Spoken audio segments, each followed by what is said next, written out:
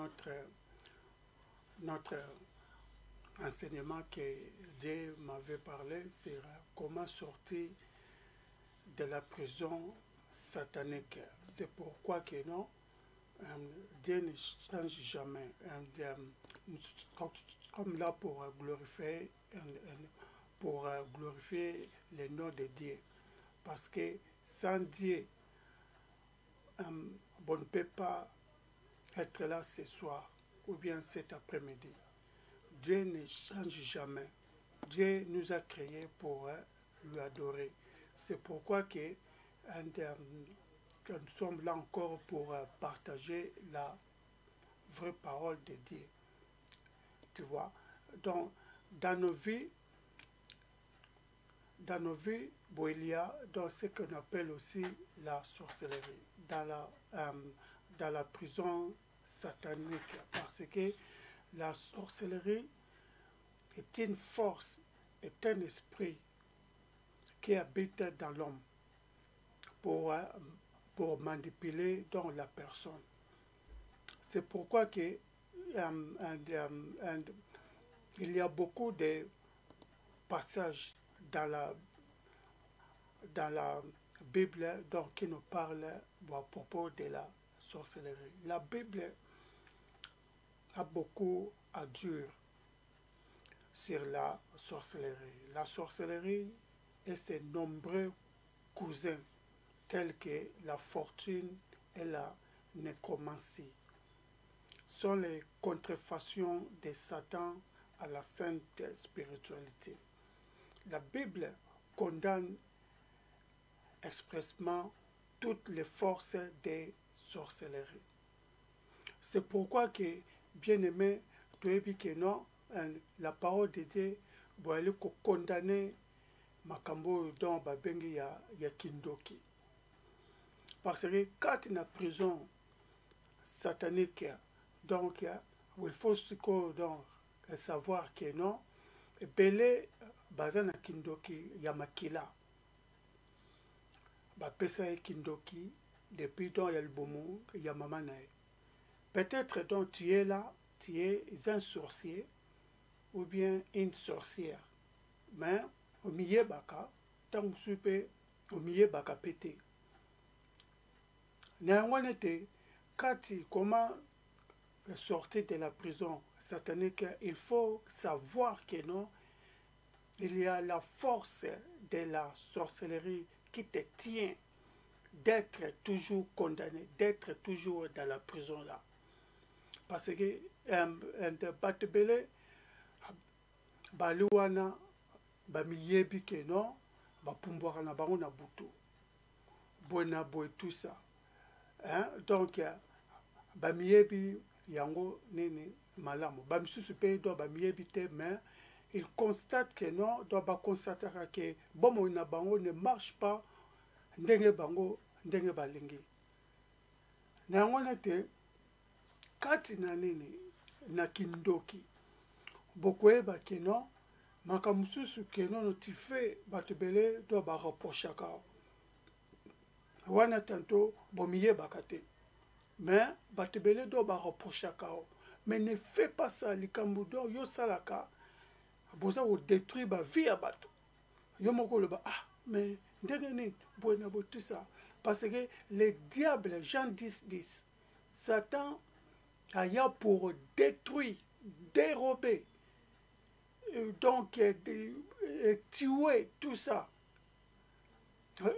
Il a encore le père des mensonges. Dans trois éléments, pour détecter Satan. Et détecter après que non, toi qui es dans la sorcellerie. Dans makambwana, pour équiper nangote. Ça ne regarde pas que non, tu es donc chrétien, donc par la langue, tout ça, parce que bandogi baloba par la langue. Je vais vous dire, bon, il y avait un homme de Dieu qui était allé prêcher dans une église là. Il était là-bas pour prêcher la parole de Dieu. Le Saint-Esprit lui a parlé que non, il y a un frère ici qui a l'esprit de la sorcellerie. L'esprit de sorcellerie habite dans ces frères-là. Maintenant, l'homme de Dieu a ajouté encore que non, avant qu'il prêchait, il faut que les frères-là puissent passer devant pour dire à tout le monde dans l'église que non, il est de la sorcellerie. Mutunanzambe, boakenae, boa maîtriser ne pena kit. Maintenant, batu balobi mais docteur Bengisie, aya ko prêcher biso dimanche. Comment mais alobi le sous maboué, bo avant ye, bo prêcher, il faut que moko quatre églises bo la randoki, abima, ayambula kindoki na. Les gens s'étonnaient là, murmuraient tout consort. Ba vandi. Nana ali na kindoki. Kwete boaleka. Bien aimé, bo église momba et vandi. Maintenant, un frère, boaleki penda devant.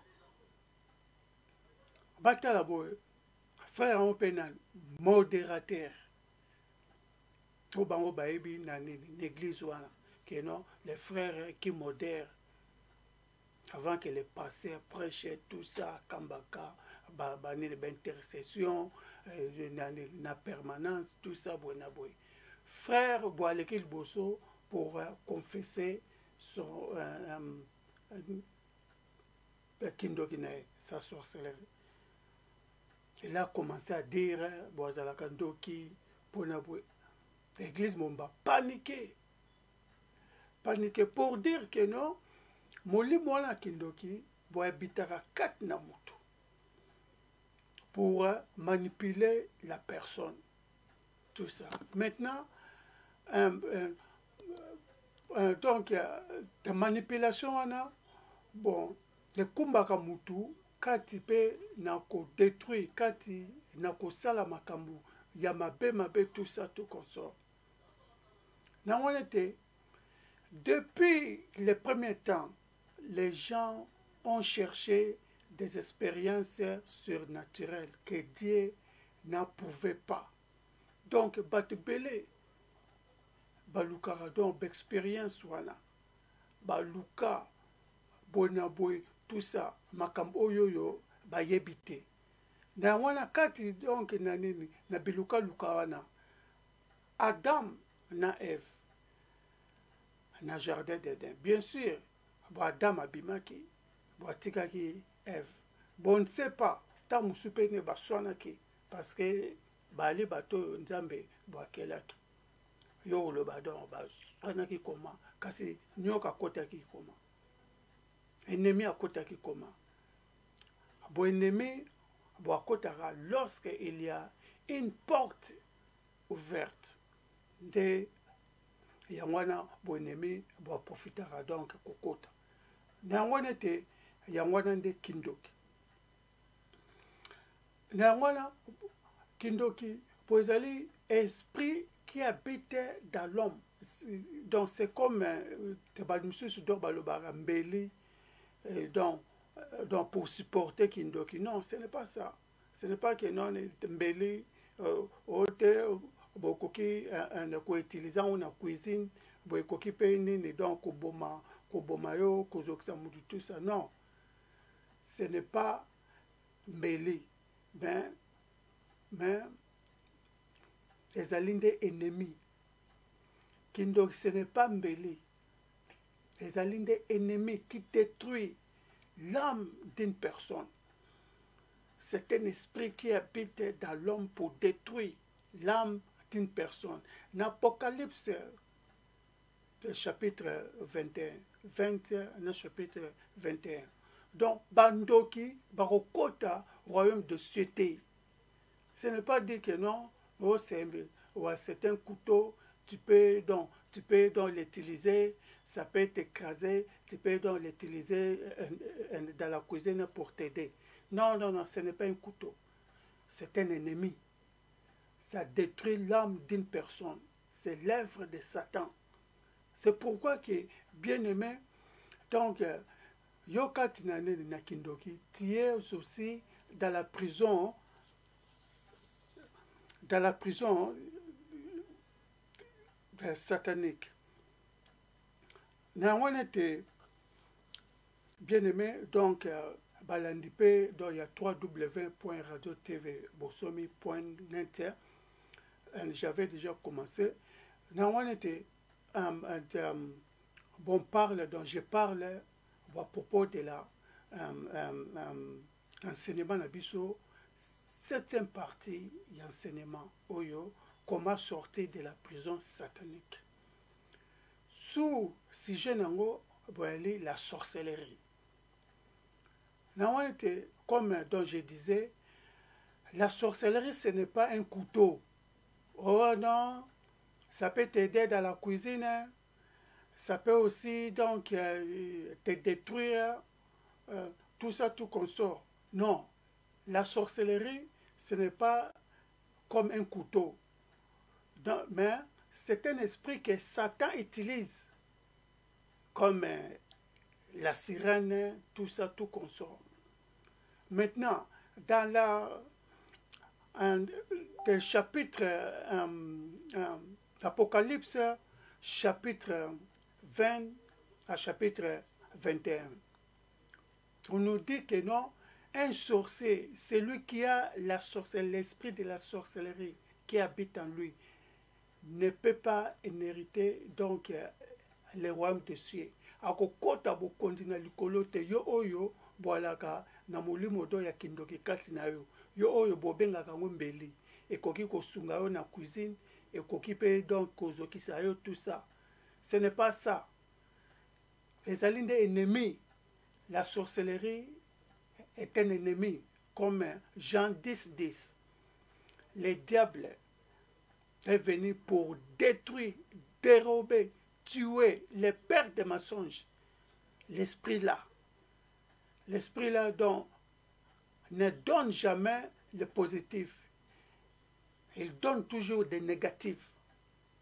Boina boy tout ça. Nangwana de kindoki. Nangwana de la Bible a beaucoup à dire sur la sorcellerie. La sorcellerie et ses nombreux cousins, tels que la torture et la nécromancie,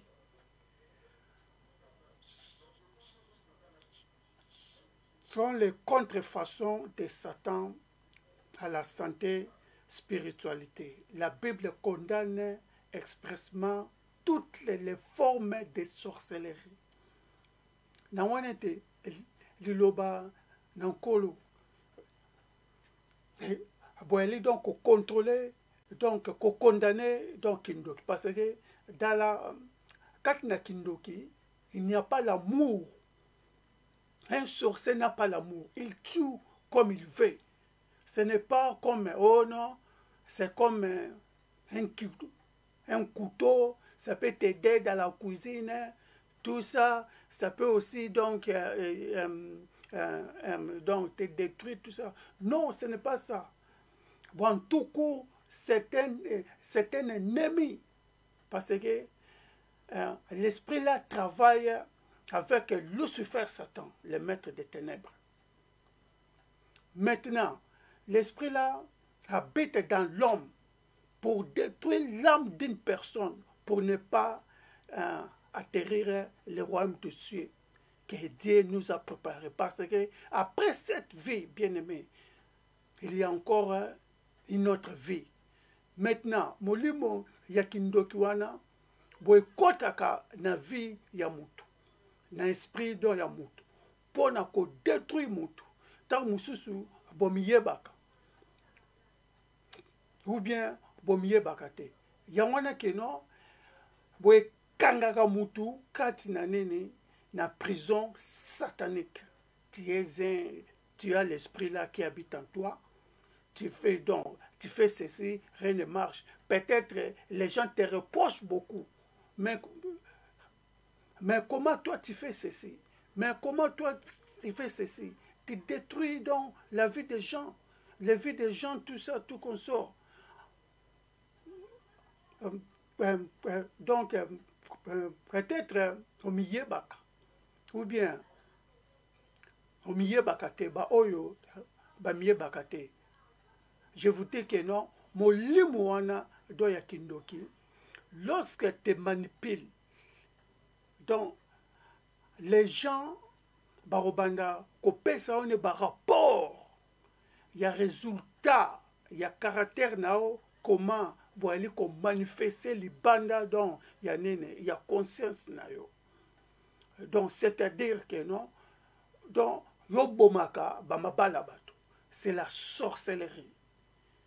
Yo lingaka bato pas bongate, c'est la sorcellerie.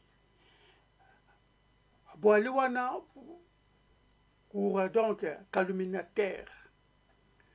Songi, vous allez payer kindoki. Parce que tu es là pour détruire comme Jean 10.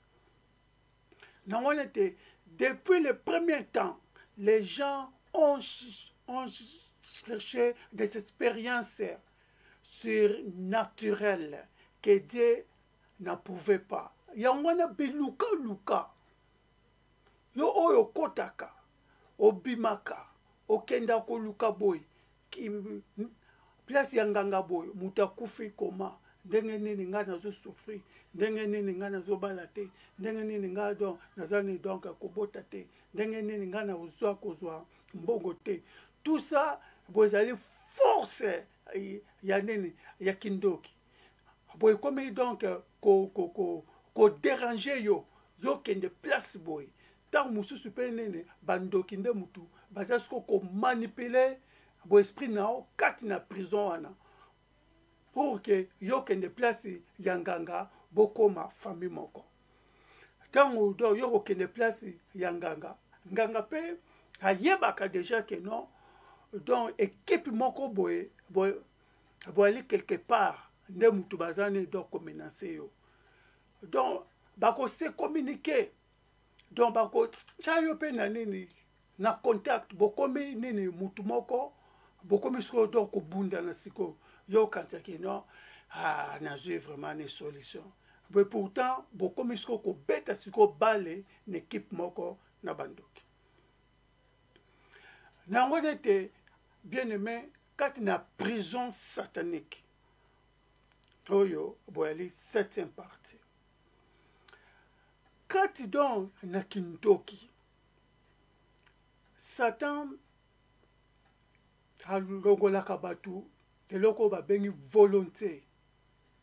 Donc bolingo, donc je peux dire.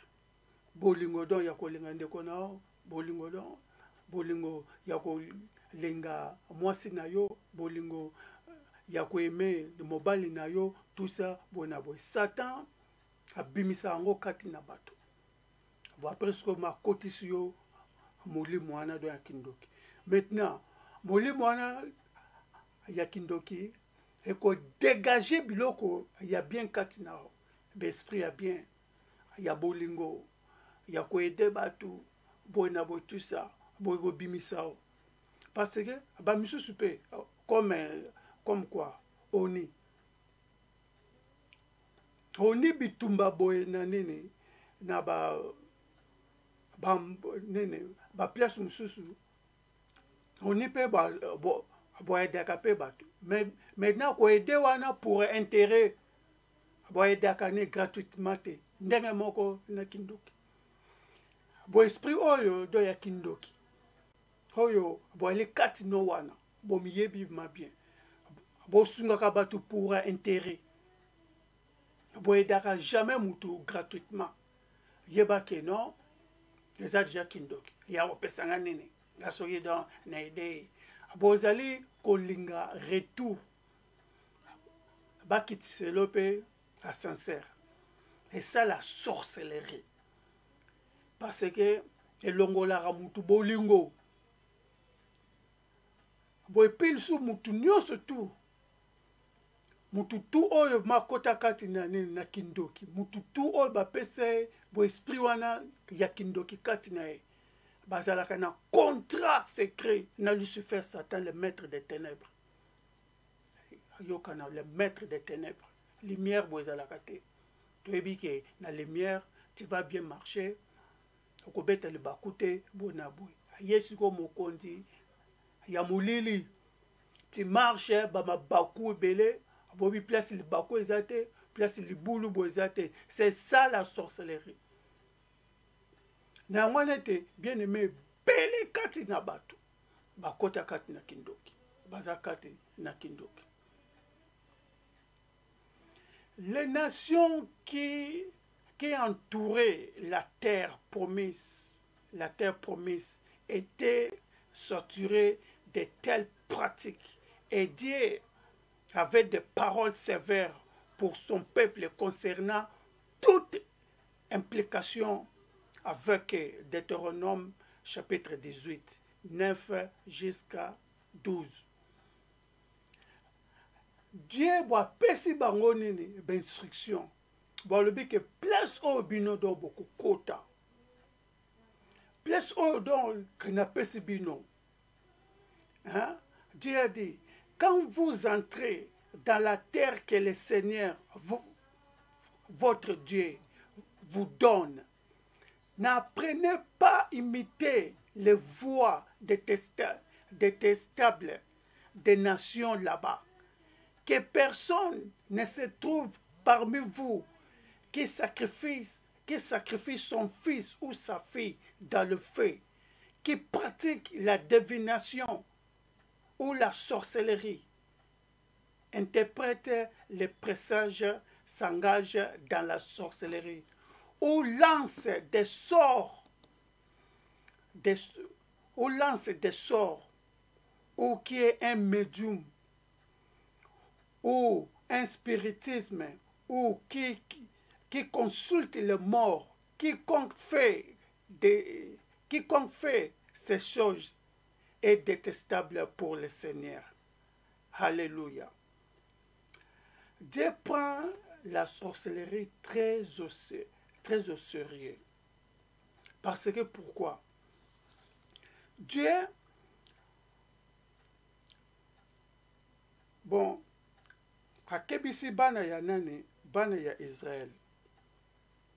Alobi que no place au bino de boko kende kuna. Bon, il faut donc bo keba don nanini na kindoki. Il faut vraiment donc bo keba na kindoki. Bon lia lia te. Donc bato bele bazwa ba partout ana. Toi donc tu te demandes mais comment pour lui enseigner, donc comment aller donc dans comment sortir de la prison. Bon, il faut donc savoir que non, comment tu étais aussi entré dans la prison là. Bien aimé, donc c'est très bien. C'est très difficile aussi. Il y a que comprendre comment tu étais allé là-bas. Comment tu étais allé dans la prison là. Toi donc qui étais bon,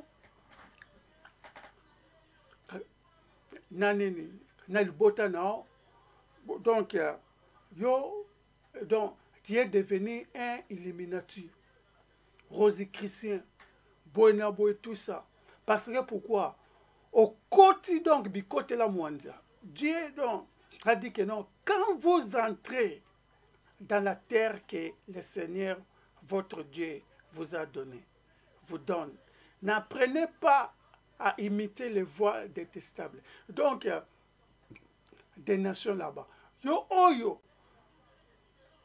olobai keno, mukolo, yo comme en Europe, aux États-Unis, na Congo Brazzaville, na Angola, Boina Boy, mukolo kato yo bimakara, place yo boaliwana.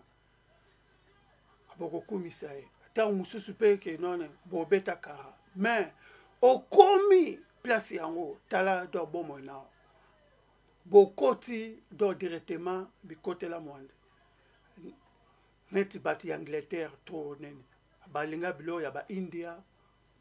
Pas bilo nene do ya kolia, mais ba kisi. Bondoki na bango, banganga na bango ba India. Bona bo tout ça, ba misusu ba koma na bango ne ba kafa donc ba kafa bitabu ya banani, ya ba musulman ko consulter banani ba mwalimo ba betela ba on ba prière bona bo tout ça pour dominer les femmes, pour dominer les hommes, pour nabo, tout ça. Et pourtant, Dieu t'avait parlé, Deutéronome chapitre 18, 9 jusqu'à 12. Que non, lorsque tango yo komi place yango, tango yo zu musala ndeko, tango yo komi dans nanini, en Europe, tango yo bali, tango yo boti, tango bonabo, tout ça. Yeba éternel ton Dieu. Kokendi bisimbela mwanza te. Parce que dans la promotion, na musala, parce que ma bonabo tout ça. Na wanande biloko wanande, boali donc kokotsa biso kati na nini na boloko.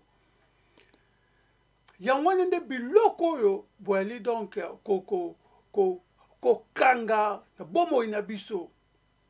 Ko faire détruire biso. Ba place yamabe, ba tebele. Donc, comment banane, bandumba, boina boy, tout ça, batebele, comment donc bomana, boina boy, tout ça, parce que pourquoi, koti kati na bondoki. Bien aimé kindoki, boiliv ma bev manini ma casse penza. Batebele, bakansara kenon kindoki, boina boy, tout ça, non. Bien aimé, ça tue. Kindoki, et bomaka penza. Kindoki, boye bomaka penza mabatu. Batebele donc ba souffra manini makasi na kindoki. Batebele, bomo na bango, boye kangama na bandoki. Bandoki donc ba bloka te bomo na bango. Parce que pourquoi? Donc, nini, randa makambu yamabe. Na wana te mani bien aimé kindoki boali bien te. Biso ba chrétien tokoki jamais donc koseme donc kokumisango. Donc koloba ke non, o kindoki boali bo esprit non. Tokumisango te. Batebele donc, pesango donc, bonabo tout ça. Dora kindoki. Loba ke non, to kindoki na bango ya nini, ya famille bonabo tout ça. Bien aimé, aller kat na prison satanique. Batebele aller na prison satanique, prison ya bandoki. Bamiye bakape ke non bango mutu balia mutu boy, bango mutu ba bloka vi ya mutu boy. Musu supe a ubenga pe nani abatu pe maboy na fond. Omoni bino le bala na bino ana bogo panzana. Bomoni bino boko botate. Bomoni bino boko zwanini musala te. Bomoni bino bona boy tout ça. Donc bazali ko confirmer kindoki na bango. Polele. Babangara na bango pété. Bien aimé, donc, pour dans les derniers jours, dans l'Apocalypse, chapitre 22, donc, inclut des sorciers dans une liste de ceux qui n'hériteront pas de la vie éternelle. Alléluia.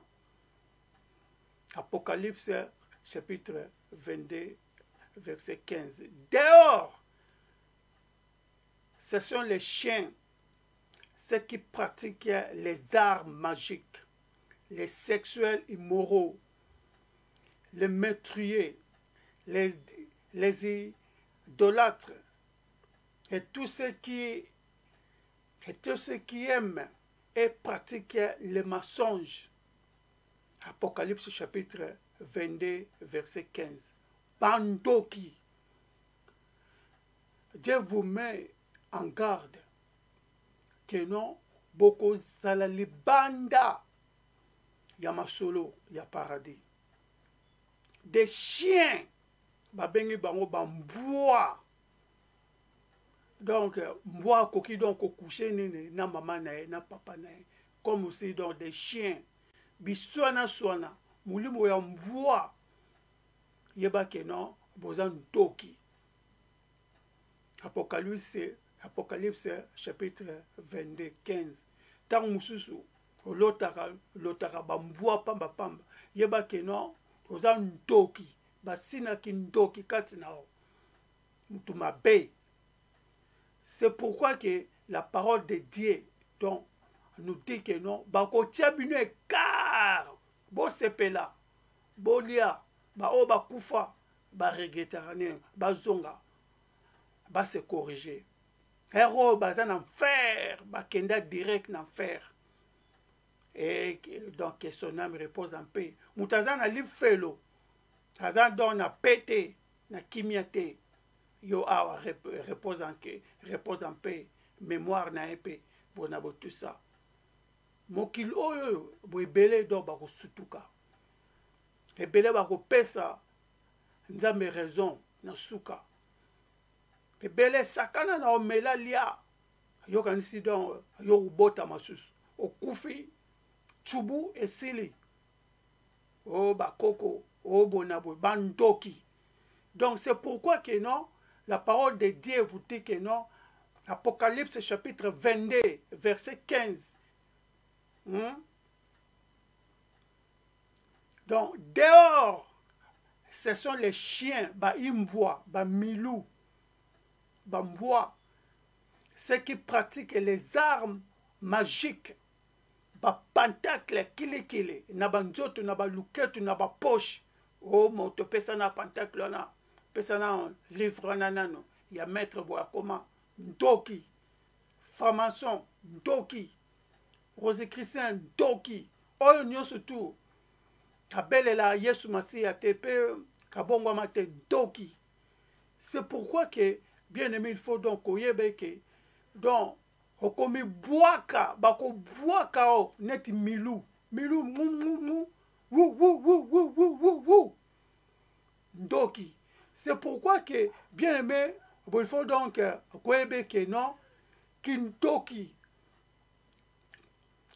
oyo ezali kati no wana boko kotisa oni lifelo atozo sala ba mascara ote bomoni multiplication bona boy non ndeko mbwa oza milu wu milu Bible nde boy komiango Apocalypse chapitre 22 verset 15 kendo tala milu ndoki. C'est pourquoi que bien aimé il faut donc que non bako bwaka o na lifelo mo orgueil wana ko robaka na maele kindoki e futaka te ya sans amour parce que Jean 10:10 tu es venu pour détruire et non pour construire baedaka pour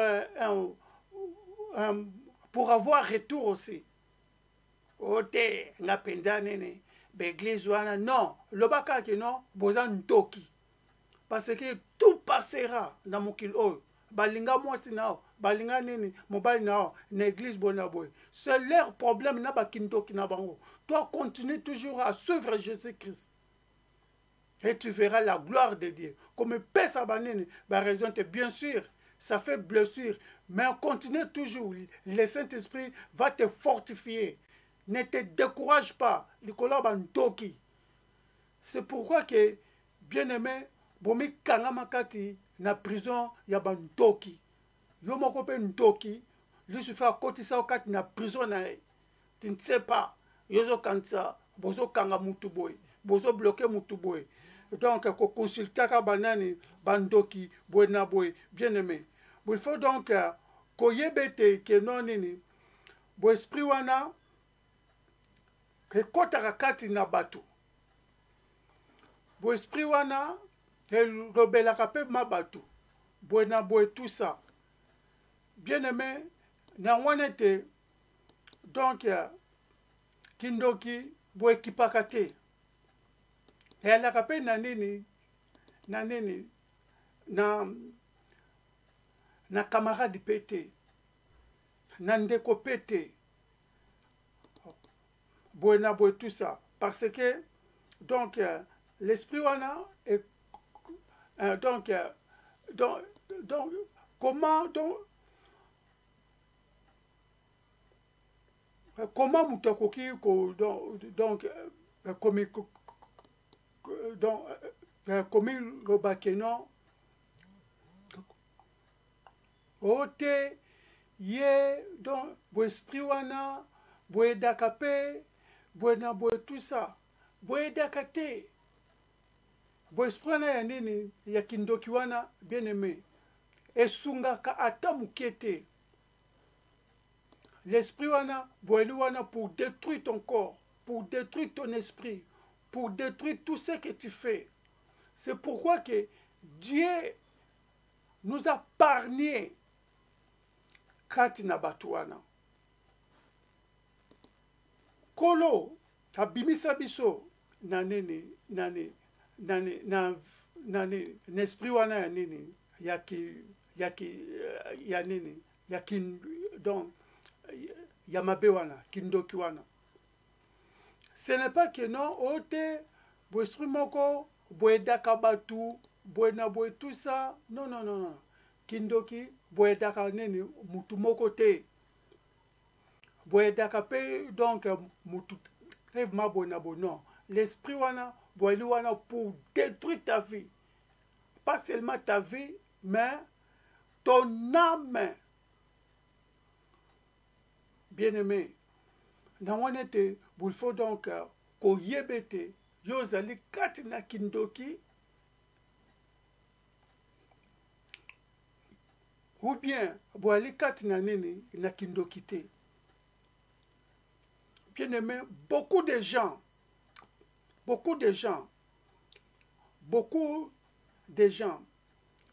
koyoyo bazwa bo esprit wana balata yango bandima do makabu na bango, demandez leur vie, baza ko souffrir dans leur vie, ba souffrir kapenza parce que des travaux dont yamakasi penza komatisa o likolo na se bazwaka ta kutuma ba er ya nene ya repote. Parce que Lucifer Satan a manipulé la bango partout. A manipulé la bomo na bango. Bien aimé, et belé abatu. Baza donc souffrir na mokilo oyo. Ba ali kat na ba prison satanique. Alléluia. Na wonete kindoki boeli bo esprit moko ke Dieu n'aime pas ça. Dieu n'aime pas la sorcellerie. Boali bo esprit moko, boali ne ko boma batu mamingi. Boali bo esprit moko, boali donc ko détruit vie ya batu belé. Na wane te mane batu belé baza donc ko souffrir mingi.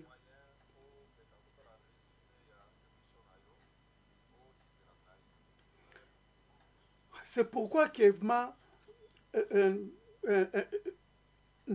bo esprit wana bien aimé batebele bazali kati nango. Bo esprit wana bo ebitaka kati na vie ya batu na be esprit donc ya batu pour détruire donc vie donc ya batu, surtout dans la diaspora. Batu ba koma donc lukunya méchant donc ya osakanate. Toi donc, tu ne comprends pas que non, l'esprit est comme divisé. Tout ça, donc c'est quoi ça? Yolingi donc le belangani. C'est la sorcellerie. Car ce n'est pas que non, oh bonabo, tout ça. Hein? Donc, d'abord, Jean chapitre 4, verset 4. Plus grand est celui qui est en vous que celui qui est dans ce monde. Satan peut créer beaucoup de ravages, de mal et de distractions, de destruction. Même dans la vie des croyants, alléluia. 1 Thessaloniciens chapitre 2, verset 18. hein? Donc na 1 Corinthiens chapitre 5 verset 5, cependant si nous appartenons au Seigneur Jésus-Christ, il n'y a aucun pouvoir qui peut finalement vous vaincre. Ésaïe chapitre 54, verset 17. Bien-aimé, dans le Seigneur Jésus-Christ de Nazareth, qui avait fait couler son sang dans le montagne de Golgotha, bien-aimé, 2000 ans maintenant, il avait éliminé l'esprit-là de sorcellerie qui vous manipule. Seulement Jésus-Christ de Nazareth qui est capable ya ko délivrer yo na molimo wana ya kindoki. Weza ko manipuler ta mususu batu don balobaka na yo. Omiyeba ki on. Omiyeba on peut ma bien. Bate belé do baloba na yo. Comment yo? Yo bebisa kaka nene do ba via batu. Yeba ki non, eza kindoki. Oza ndoki munene.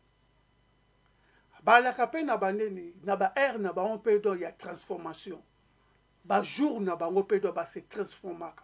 Tam sur lundi, tam sur mardi, tam sur mercredi, tam sur jeudi, tam sur vendredi, tam sur mokolo poso, mokolo ya enga. Donc na ba air na bango. Ya koma ndindi. Ya koma kangungi. Ya koma mpuku. Wana yo lobi na ndao. Tela mpuku wana leki wana. Noko na oye wana lekite. Tata na o, mwasi na o, mwana na o, ndeko na o, camarade no wana. E wana obo aleki wana te, collègue no wana. Ano lobi, to so mania. To tia nene mi ba piège do ya bampuku. Ha okanga mana te. Depuis donc bo tia ba piège ya bampuku. Bo kanga déjà, rien. Parce que pourquoi? Voilà qu'on se transforme na air na wana. Donc, koya loba na batuke non, ote c'est un couteau. Boy kokini ko aider donc na kitchen na nini, na cuisine. Boy kokipe nini, quand c'était sia. C'est un ennemi, l'esprit qui détruit l'âme. L'esprit qui détruit la vie de quelqu'un. C'est un ennemi numéro 1. Ce n'est pas un couteau. Couteau, c'est la parole de Dieu. Alléluia. La parole de Dieu dont Toloba, épée. Comment Kindoki, Boekoki donc Okokana na épée. Jamais. Parce que Kindoki n'a pas l'amour. Diable, Satan, Lucifer, Satan, le maître des ténèbres, n'a pas l'amour. Akoki jamais ko aider mutu. O kolobate, o te kindokeza couteau, o te ne boekoki pe ne ko aider pe na cuisine. Lu kutan doki. La parole de Dieu nous dit, comme j'avais lu, l'Apocalypse, chapitre 22, dehors, ce sont les chiens. L'Apocalypse 22, 15. Apocalypse chapitre 22, verset 15. Ce sont les chiens bamilou. Wou. Oh, koutani vraiment donner vrai moulouba. Aro dame au penza. Ceux qui pratiquent les arts magiques. Tala nanini na chambre ne ba pentacle la boy bona bo tout ça koyaka donc koloba na batu keno o be église on bintambe bino de batumani boza donc batu ba pratique dans nene magique wana bien sûr dans la église musu pe ba passer belé pe baza pe bandoki ko détruit ko boma bien aimé koya koloba na batu tel susu o kindoki ezali couteau. C'est le rôle embellité. Depuis quand? Vous allez art magique. Je suis bien en art. Nous avons fait ça, don, il y a dessiner tout ça, don naturel. oyo euti place donc ya nzambe pour aider donc population pas nini na kindoki to na Chine bakomisa nini Bouddha atala donc développer kende mukona suka mukolo do yoko kufa tu vas rectifier donc ta parole là parce que oyo kenda regretter nini bazonga pour donc rectifier leur parole bantoki. C'est pourquoi que dans la prison satanique, bon, il faut savoir comment tu es là-bas. Pourquoi tu es là-bas. Bazan de contrôler donc vie non. Moi donc je ne comprends pas. Le bate Covid wana bako injecté yo ba vaccin wana bo nini boko contrôler. Vous êtes déjà contrôlé. Na ba caméra belle millions de plus donc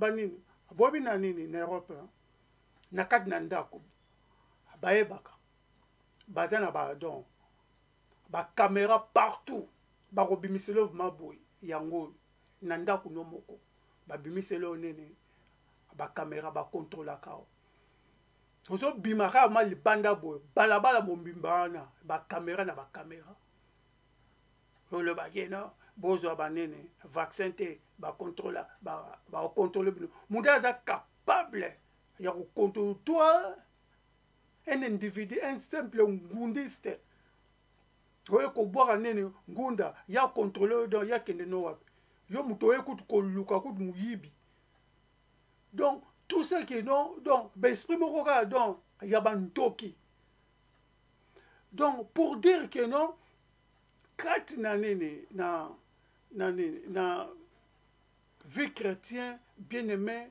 il y a donc la sorcellerie qui manipule les gens.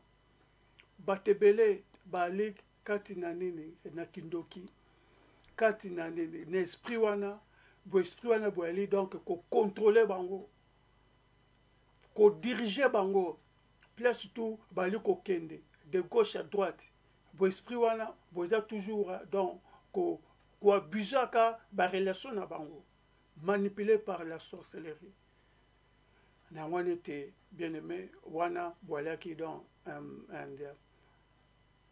numéro 7 nabiso y enseignement comment sortir de la prison